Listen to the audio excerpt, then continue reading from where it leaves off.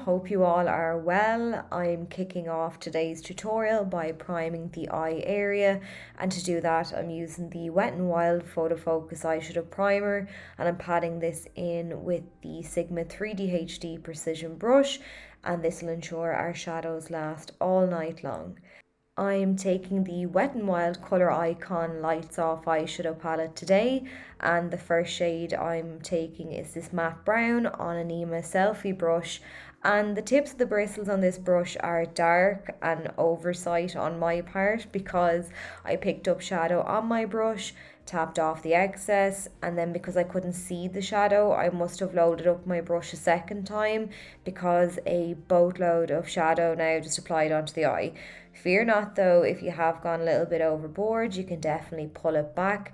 I start by cleaning off any excess shadow from my brush, and then I go back to the eye area, and what I do first is just blend directly over the eyeshadow using a mix of circular motions and windshield wiper motions.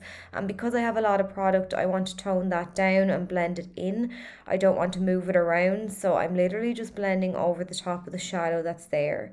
Once I feel like I've softened that as best as I can, I'm then going to move my brush up a little higher and start to soften and blend out those edges. And just to help shape the overall look, I want a nice elongated look to the eyes today, pretty much like every other day. So I'm winging the shadow out at an angle towards the tail of my brow.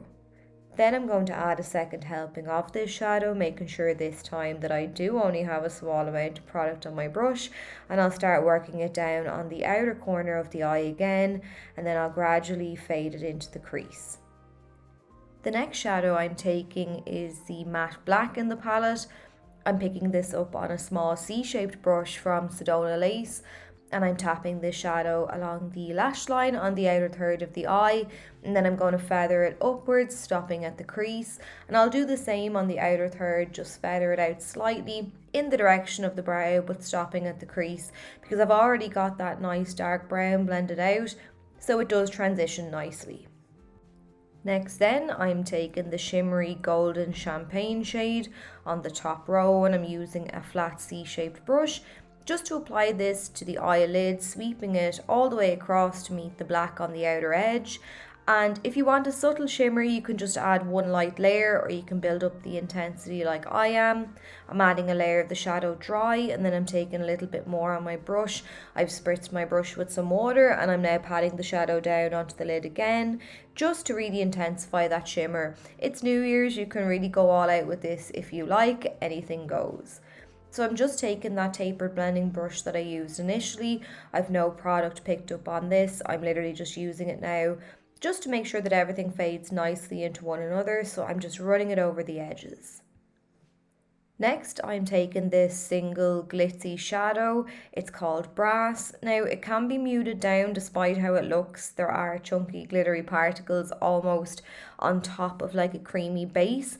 So I'm just taking my C-shaped brush again. I've picked up some of this shadow, and I'm now just randomly tapping it down on the lid, just over the top of that champagne shade to add an extra bit of sparkle. If you can get your hands on these shadows, they're so cheap and they're just fab.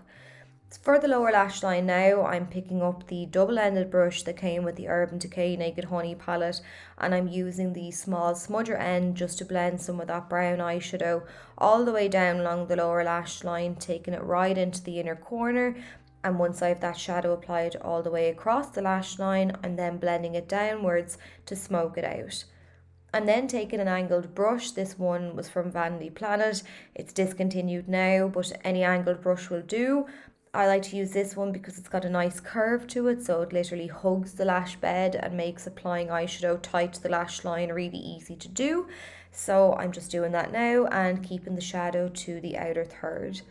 For the waterline then, I'm taking the number 7 Stay Perfect eye pencil in black, and I'm running this inside the eye, closing my eye around the pencil, and this just makes sure that I coat the top and bottom waterline at the same time.